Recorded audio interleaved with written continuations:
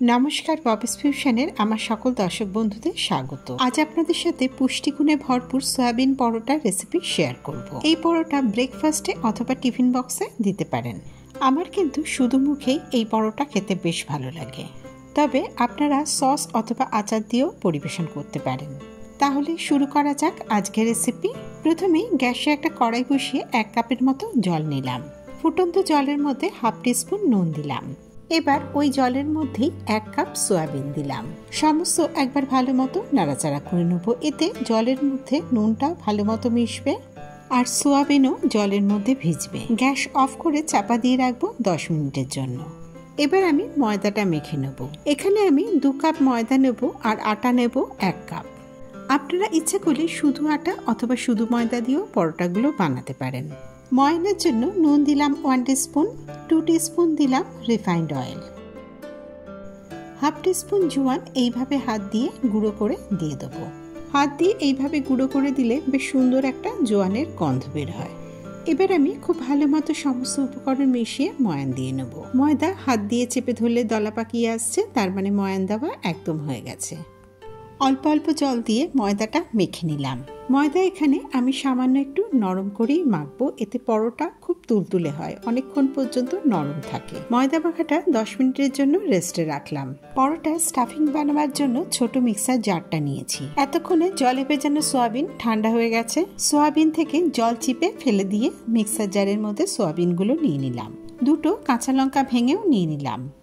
যে কোনো রান্নাতে ঝালটা নিজেদের স্বাদ বুঝে দেবেন। সয়াবিন একটু দানা দানা করে বেটে নিলাম। গ্যাসে কড়াই বসিয়ে 1 টিস্পুন সর্ষের তেল নিলাম। সর্ষের তেলের পরিবর্তে আপনারা সাদা তেলও নিতে পারেন। একটা মাঝারি সাইজের পেঁয়াজ মিহি করে কুচি করে দিয়ে দিলাম। পেঁয়াজের কাঁচা ভাব না যাওয়া পর্যন্ত রান্না করব। নুন দেব স্বাদ মতো, 1 টিস্পুন নুন দিলাম। পেঁয়াজ ভাজবার সময় নুন দিলে খুব কম সময়ের মধ্যে পেঁয়াজ ভাজা হয়ে যায়, লালচে ভাবও চলে আসে। পেঁয়াজের কাঁচা ভাব আর নেই, 1 টিস্পুন আদা রসুন বাটা দিলাম। আদা রসুনের কাঁচা ভাব না যাওয়া পর্যন্ত রান্না করব।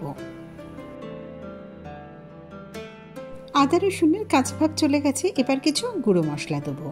হাফ টিস্পুন ধনে গুঁড়ো দিলাম, 1/4 টিস্পুন চিলি পাউডার দিলাম, হলুদ গুঁড়োও দিলাম 1/4 টিস্পুন। সমস্ত গুঁড়ো মশলা ভালো মতো মিশিয়ে 30-40 সেকেন্ড মতো রান্না করে নেব। এবার আমি কড়াইয়ের মধ্যে বেটে রাখা সমস্ত সয়াবিনটা দিয়ে দিলাম।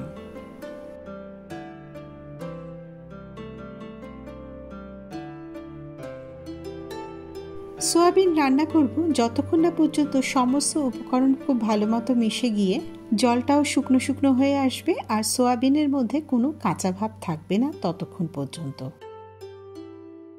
সয়াবিনের মধ্যে আর কাঁচা ভাব নেই। এবার 1 মুঠো কুচনো ধনেপাতা দিলাম আর দিলাম 1 চিমটে গরম মশলা। সমস্ত উপকরণ খুব ভালো মতো মিশিয়ে নিয়ে গ্যাস অফ করে দেবো।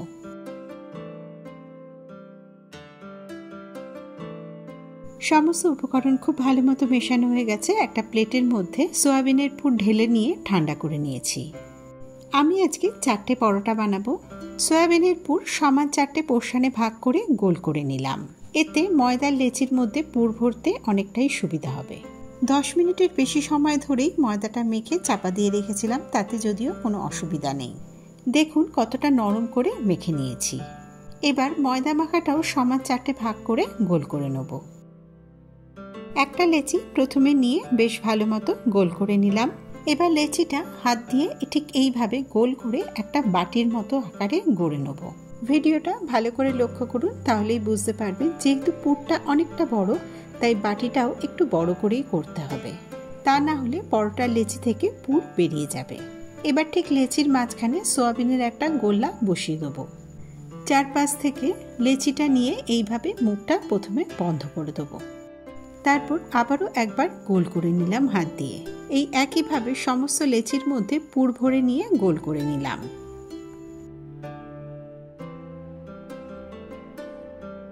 এবার আমি পরোটাগুলো বেলে নেব। তার জন্য চাক্কির মধ্যে কিছুটা আটা নিয়ে, আটার পরিবর্তে আপনারা তেল দিয়েও পরোটাগুলো বেলতে পারেন।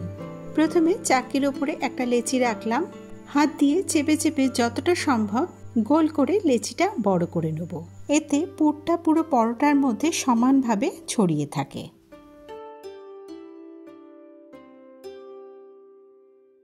এবার আমি পরোটাটা বেলবো। যতটা সম্ভব পরোটাটা পাতলা করে বেলে নিলাম। গ্যাসে তাওয়া বসিয়ে নিয়েছি। প্রথম পরোটাটা তাওয়ার মধ্যে দিয়ে দিলাম। 2 মিনিট রেখে পরোটাটা উল্টে দিলাম। এবার আমি পরোটার ওপর থেকে রিফাইন্ড অয়েল ছড়িয়ে দিলাম। তেলের পরিমাণটা আপনারা বুঝে দেবেন। অনেকে পছন্দ করে খুব বেশি তেল দিয়ে পরোটা ভাজবার, তবে আমি এখানে পরোটার 2 পিঠেই 1 টিস্পুন করে তেল দিলাম। দেখুন পরোটা কিরকম ফুলে উঠেছে। এই একইভাবে সমস্ত পরোটাগুলো উল্টে পাল্টে ভেজে নেব।